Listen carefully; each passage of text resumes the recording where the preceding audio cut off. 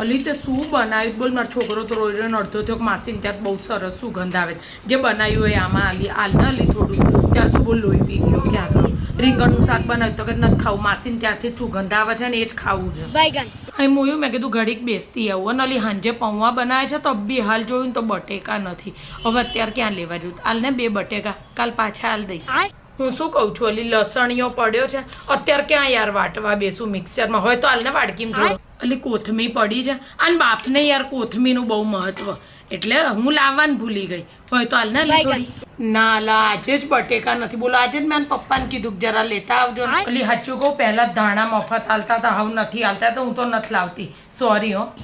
અલી હમણાં ઉપવાસ ને એવું ચાલે છે ને તો લસણ લાવતા જ નથી નહીં તો હાલત તને દહીં અલી એટલું છે